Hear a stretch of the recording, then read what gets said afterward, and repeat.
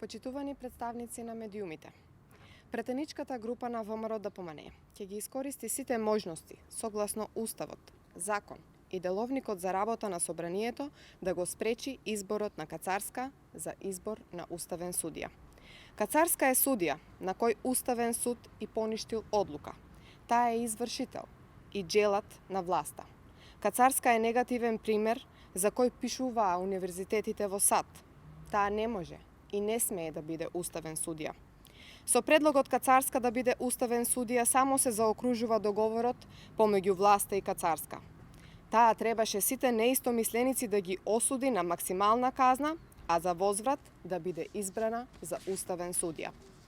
Почитувани, Кацарска не е ниту морално, ниту стручно соодветна за да биде уставен судија. Нејзината номинација е благодарност и одолжување од трас Луис Витон судството на власта, поради извршувањето на нарачките за драконски казни. Кацарска значи неправда, а нејзиниот избор значи целосна контрола на власта врз Уставниот суд. Во свое гостување на телевизиската емисија во телевизијата на сега веќе осудениот Боки 13 сама кажа дека е комуњарка. Кацарска беше дел од предметот подкуп, во кој Зоран Заев беше фатен со видео и аудио снимка како зема подкуп, предмет во кој таа снимка не се ни призна како доказ, а Заев беше ослободен. Добрила Кацарска јавно се постави како портпарол на СДСМ во време на кампањата на парламентарните избори во 2020 година, кога за председателот на ВМРО ДПМНЕ господинот Христијан Мицковски зборуваше дека застанал на страната на криминалот и бранел криминалци, затоа што партијата искажала критики за нејзиното работење. Апсолутистот Луј 14 рекол: државата, тоа сум јас. Кацарска, извршителот на власта, екзекуторот на одлуките на Бихачка, вели: правдата, тоа сум јас. Зошто Кацарска не може да биде уставен судија говори и фактот што таа не го почитува Уставот. Кацарска е судија на кој Уставниот суд и поништил одлука. Судија кој не го знае и не го почитува Уставот не смее да биде избран за уставен судија. Дополнително, Комисијата за заштита од дискриминација утврди дека во повеќе наврати судиката Добрила Кацарска повредувала основни човекови права. Кацарска е судија која не ги почитува жените.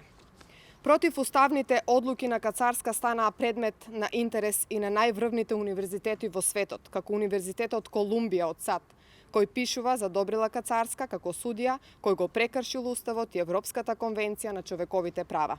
Само во Северна Кореја и некои афрички племиња за уставен судија би бил избран некој што го прекршил Уставот и човековите права, потврдено со одлука на Уставен суд.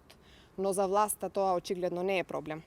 Поставувањето на Кацарска за судија во Уставен суд е иста како онаа одлуката Зоран Заев, три пати аболициран, да раководи со Советот за реформи во правосудството, или на Лидија Димова да и се даде да биде министерка за финансии, или најпрецизно, како на Катица Јанева да и се дозволи да биде министерка за правда.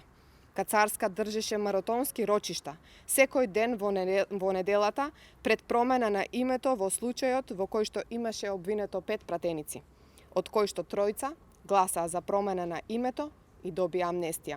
За на крај, својата пресуда со која на 211 години затвор осуди луѓе за измисленото дело тероризам да ја темели на исказите на докажаниот криминалец и лажен сведок на суд Александар Василевски Нинџа, кој 4 пати подред го менуваше исказот за 27 април, искажувајќи бројни лаги и измислици. Кацарска не им веруваше на сведоците под заклетва, туку на заколнат криминалец. Кацарска со драконски казни, со прекршување на законите, ја осуди Јанкуловска, Талевски, Поповски и многу други неистомисленици на власта. Поставувањето на Кацарска за уставен судија е само продолжување на праксата на СДСМ.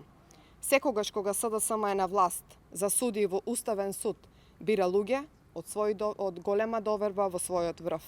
Овие судско-обвинителски кланови мора да станат минато. Ви благодарам на вниманието.